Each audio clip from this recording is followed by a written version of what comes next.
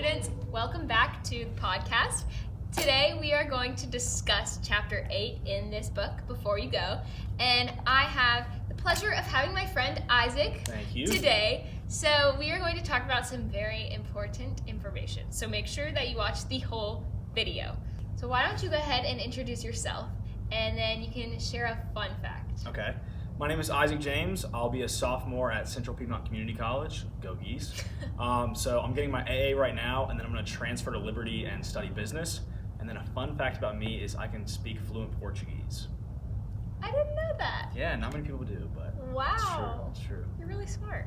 Thank you. Cool. Appreciate it. Okay, so on a more serious note, we are going to be talking about the importance of participating in your local church that you go to. And so if you're watching this, you most likely go to Carmel. So just know that there is a need for you to use your gifts here. So after watching this video, hope you can find a way to get plugged in somewhere here. All right, so the chapter is called Be a Participant, Not a Consumer. So that's really important, and basically the chapter explains what I just talked about, how you are needed in your church. First question I have for you. Staying in Charlotte right now for school, how have you continued to serve at Carmel? So I've continued to do children's ministry. So I've taught first grade. This is my 5th year teaching first grade. So I've done that, and then I'll do that this coming fall as well. And then I do Fam Jam every few months for Wednesday night. Sweet. Yeah. So that is kind of why I set the podcast up in here today, because we're in children's ministry in case you didn't know. But yeah, that's awesome, and that's cool that you've stayed in the same age and thing for that long, because that's really, really awesome and shows dedication. So good for you. Thank you. So as you are serving in the church in Carmel specifically, what has that looked like in your role as a leader in first grade? So for the first 4 years, I taught small group, and that was really cool, one, because you really get a deep relationship with the kids, and so it's really cool to, one, see them grow, and just how they grow through the year, especially we have a Jeopardy game at the end of the year, so it's kind of a competition. I'm very competitive. It's a competition with the other small group leaders, because I want my kids to know stuff, because I think it means I've done the best job. But, so that's kind of cool to see if they have learned stuff, and just how they grow through the year is really cool. And then I switched this past year, I did large group the first time, and that was super cool for me because, one, I got to kind of step back and watch other people teach small group, and so then you're not so focused on your kids and if they're getting the material or not, and you can really just see the joy on everybody's face and just see the impact that the small group leaders are having on the kids and vice versa. Yeah. And then, two, just being able to be up there and talk in front of the kids and just have fun with them is something that I found really cool, because when I was in their shoes I wanted someone that was kind of fun and entertaining, and they really cared about them. So that's kind of what I've tried to implement when I'm teaching, which has been really fun. That's awesome. I definitely agree. Even though I haven't served here in children's ministry, I served in my other church in children's ministry.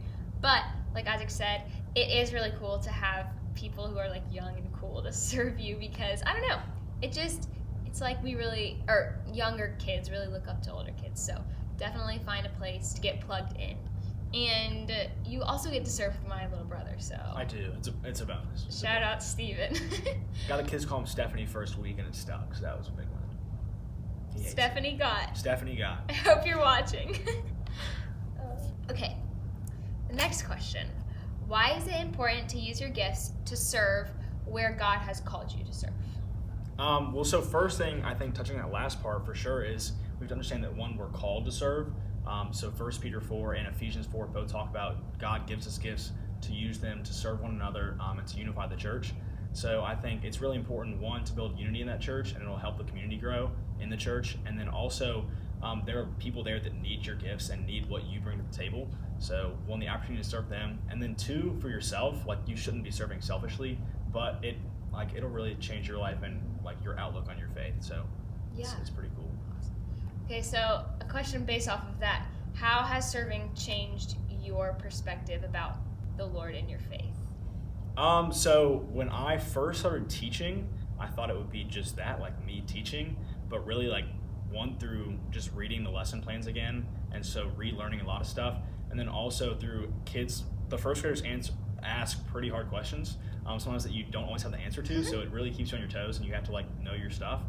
So definitely that, it's really taught me more than I knew going in, which is really cool. And then also just learning the ability to teach has really been a huge blessing that I've been able to do here. So That's awesome. Good for you. I've never served in children's ministry at Carmel, but I know that everything that goes on here is really cool, and I love hearing about it, so super great. The next question, so you have something to offer, all of you have something to offer that your church needs. How does knowing that you are needed change your perspective about serving?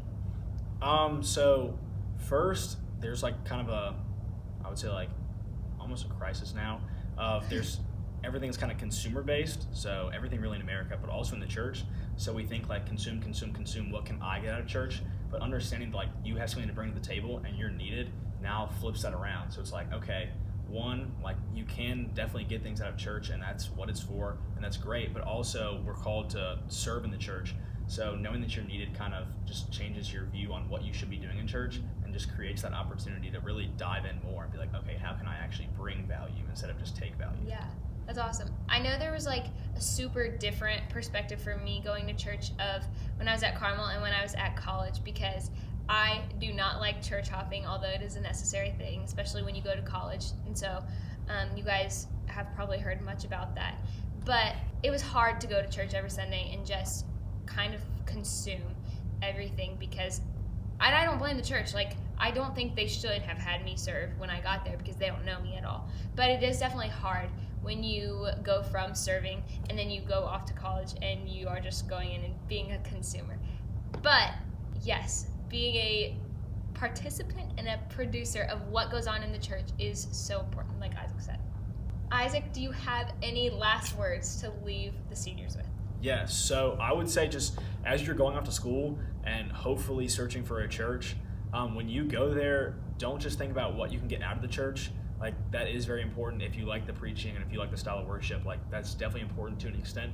But also think about ways that you can serve, because I promise you, if you do start serving, your community within the church is going to grow a lot, and you'll feel a lot more at home there, and you'll feel a lot more involved than if you were just showing up on Sunday and kind of taking the preaching in and then bouncing. So. Yes, I totally agree. So thank you so much for coming on today's Thank you for having me. podcast episode. Yes. I will see you next week, and I will be with a different guest. Isaac will not be back unless he just decides to show up. Maybe I will. I'll pop out again. He'll pop out of the door. So y'all have a good week, and I'll see you next time.